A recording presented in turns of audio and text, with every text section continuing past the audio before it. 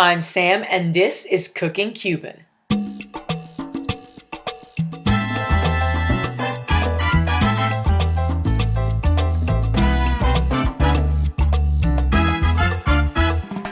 Estoy haciendo bolas de plátano verde que lleva rellenado con tasajo. Mira los plátanos ahí. For this recipe, you will have to pre-make tasajo, which you see in that little box there. You can find the recipe right here on Some Amazing Travels. And you will also need cracker meal and eggs to deep fry these puppies. La bola de plátano con tasajo, se cocina el tasajo primero solo para que se ablande. Cuando se ablanda se ripea, se echa en el sazonete. Y entonces después se cocinan los plátanos verdes, se aplastan. Entonces se hace una bolita, entonces yo le abro con un huequito así de la bolita, ahora yo lo voy a hacer y le echo tasajo dentro, y lo hago como una bolita así, y entonces ya está junto. When you're done softening the tasajo, you want to use this exact water to put your plantains in. That's because the water will already be salty from the tasajo, and you don't have to add any salt to the plantains. Plus, it gives it that extra flavor of the meat. No, está bueno. Abuela tasted the broth just to make sure it's perfect. Now that the tasajo is out, we can add the plantains to the same water as we mentioned. Here they are. We are going to cover them up, and we are going to soften them anywhere between 10 to 15 minutes. Abuela's pressure cooker is a smart cooker, and it chose 12 minutes. This will depend on the quantity of plantains that you have and their toughness. Ahora salen los plátanos por escalera. Ahora salen los plátanos. Míralo, qué lindo te da. Mira, fíjate, mira qué desbaratadito. Sí, se ven suaves. Sí. Ya están bien, ya no se poruñan tanto. Use a slotted spoon to remove the plantains from the water so you're not getting too much water. Most of it is draining out. And now we are going to smash while they're hot because it's easier that way. Cuando son muy verde, tienes que coger la mitad de un limón y echárselo adentro para que salgan blanquitos así. ¿Y para que se suavizan un poco? No, para que el plátano verde cuando tú lo cocinas se pone prieto. Y le echas la mitad de un limón y quedan amarillitos. For this recipe, Abuela used plantains that were green, but not extremely green, just a little ripe. Y lo que usaste son plátanos verdes, pero no muy verdes. Verde, no muy verde porque no había. Como plátanos pintón. No estaba tan pintón, estaban ni verde ni pintón. The level of green you choose for your plantains will matter because it will determine how soft or how hard this mash is. For this recipe, you want to use mostly 2s. Porque están verde tampoco, porque entonces como quedan secos, muy reseco las bolitas. If it turns out too dry, add a more ripe plantain into your mixture. If it's too wet of a mixture, you want to add another green one, very green. Let it cool off a little bit so you can start forming it into a ball that looks like that. And this is how you are going to do it. Take a little bit of the mash and put it in the palm of your hand. And then you're going to take the tasajo that you already cooked, and you are going to put another little dollop of plantain at the top and form it into a nice ball. Try to get the meat in there, but if you see a few shreds kind of sprouting out from it, it's totally okay because as my abuela explains now, my great-grandmother taught her this recipe, and we are gonna cover this in egg and cracker meal and fry them up. From my family tradition, now to yours. Porque mi mamá lo hacía así, pero después la empanizaba con huevo y galleta. Y después lo freía. ¿Quieres hacerlo?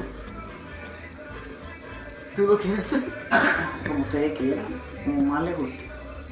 A mí ya la mamá lo ha hecho. Yo nunca lo he comido. ¿Empanizado o no? No, nunca. ¿Quieres que te empanice? My answer was yes. I wanted them fried, like my great-grandmother's recipe and my abuela's, and now mine. But you could choose to leave them like this for a little healthier route. Hay que echarle sal, espera. Okay. Cut. Abuela crushing her film set lingo. We're adding a little salt, and we're gonna beat some eggs. Acción. 1. Toma 1. 0. Toma 10,000. You have your beaten eggs in one bowl, your cracker meal in the next, and now we are gonna start breading our fufu tasajo balls. Ahora que se enfrió, uno lo envuelve mejor. Make sure you get the egg mixture all over the ball so that cracker meal really sticks to it. And you want to do a few of these and rinse your hands before moving on to the cracker meal or have a helper. Déjame envolver unos cuantos para después cogerlo y envolver. O lo hago con mi mano. Ah, bueno, ¿quieres hacerlo tú? ¿Tú puedes? Así mismo, ¿no? Mientras que nos vuelva todo ya. Ya. Perfecto. Ahí. El otro. Next. Keeping one hand for the egg mixture and another for the cracker meal really helps so that you're not breading your hand. Once you bread them all, they will look like this, and you want to make sure your oil is hot in the deep fryer, or you could do this in a pan, put it in while it's hot, and we are just going to cook them until they are golden brown. Everything inside is already cooked, so this is really just to add that crispy flavor, shake out that extra oil, and once you're done doing all of your fufu tasajo balls, they are gonna look like this, and they are ready. Great as a snack, appetizer, share it with your friends. Time to eat the ball of deliciousness. I'm gonna put a little mojo over it because you just really can't ever go wrong with mojo. Which you guys know, you can find in a different video. Putting a little mojo right now. There it is, the mojo. Let's take a bite out of this sucker. Really hot.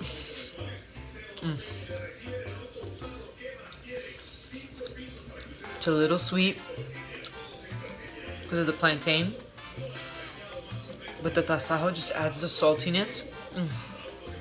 It's really so damn good. I'm gonna go be alone now with my fufu de plátano relleno con tasajo. Okay? Bye. Next time on Cooking Cuban, it will be May 2nd, and we will show you our vaca frita recipe. This is one of my favorites. For now, some outtakes. Dime, abuela. Tú sabes a las 4 de la mañana a prender por de plátano. Tienes que pegar la vacaciones porque eso es de brinco y espanto. Está que jode. Esto es para andar rápido. ¿Ok? No. Se supone que se enfríe sola. Pero estamos apurados. Hay que cachar un plátano porque hay hambre. Hay hambre. Mira, mira para eso cómo se ve ahí. Esperamos que era ahí. Parece una cocina de Cuba. De Cuba. Con los trapos y el palo y tal. Pero la olla es moderna. Sí, sí. La olla es moderna. Es la reina que se hace todo solo. Mira. Bueno, entonces vamos a hacer. Rico está. Sí, está rico. Bueno, tú vas a hacer una más. Una porque la una más. Porque ya yo me la envié a las manos. No metas la mano. As always, thank you guys for joining us in our kitchen. Please subscribe for more recipes and some of my travel adventures. So, see you next time, Cooking Cuban, May 2nd, vaca frita, and next week for some travel content.